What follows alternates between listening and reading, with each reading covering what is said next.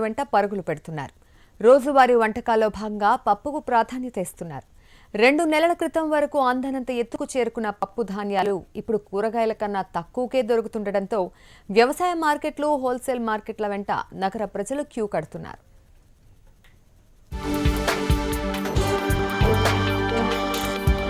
కూరగాయల ధరలు మార్కెట్లో అందనంత ఎత్తుకు చేరుకున్నాయి. టమాటా అయితే ఏకంగా సెంచరీకి చెరువులోకి వచ్చేసింది.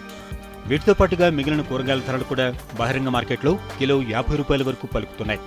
కూరగాయల ధరలు పెరగడంతో ప్రత్యామ్నాయంగా నగర ప్రజలు పప్పు ధాన్యాల వైపు మళ్లారు. రోజువారీ వంటలో భాగంగా పప్పుకు అధిక ప్రాధాన్యతనిస్తున్నారు. ముఖ్యంగా మధ్యతరగతి కుటుంబాలైతే పప్పు వండుకొని పూట గడిపేందుకే ఇంట్రెస్ట్ చూపిస్తున్నాయి. అంతేకాకుండా గతంలో 200 రూపాయల వరకు వెళ్లిన పప్పు ధరలు ప్రస్తుతం అందుబాటులోకి రావడంతో ప్రజలు పప్పు ధాన్యాలు కొనేందుకు ఆసక్తిని చూపిస్తున్నారు. ఇప్పుడు 200 దాకా వచ్చింది. ఇప్పుడు ఇంకా పర్వాలేదు. ఇప్పుడైతే 140 ఇచ్చారు. ఇంకా తగ్గితే బాగుంటుంది మాకు మధ్యతరగతి వాళ్ళకి. ఇంకా రిటైల్ షాప్స్లో ఇంకా ఎక్కువ రేట్ ఉంది. అందుకని అక్కడ భరించలేక రేట్లు హోల్సేల్ షాప్స్కి రావడం జరుగుతుంది. పప్పు ధాన్యాలు కొనేందుకు వ్యవసాయ మార్కెట్లు, హోల్సేల్ మార్కెట్ల వెంట క్యూ కడుతున్నారు.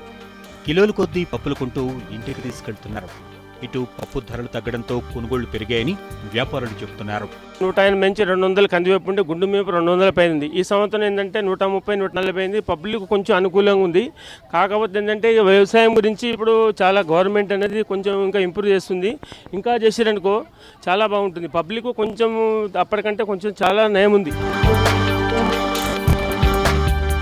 ప్రస్తుతం పప్పు ధాన్యాల కొనుగోళ్లు పెరుగుతూ ఉండడంతో మార్కెట్లో కొందరు వ్యాపారులు తమ బుద్ధిని చూపిస్తున్నారని, ఉన్న రేటు కన్నా ఎక్కువ రేటుకు అమ్ముకుంటున్నారని మహిళలు ఆవేదన వ్యక్తం చేస్తున్నారు.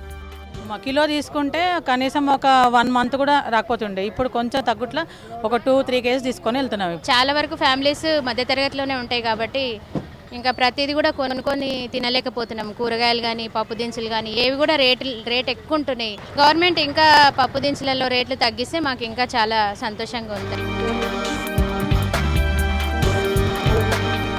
ప్రభుత్వం పప్పు ధాన్యాలకు సబ్సిడీని అందిస్తే పేద మధ్యతరగతి వర్గాలు హాయిగా బతుకుతాయని ప్రజలు అంటున్నారు. మరిన్ని అప్డేట్స్లోకి వెళ్లే ముందు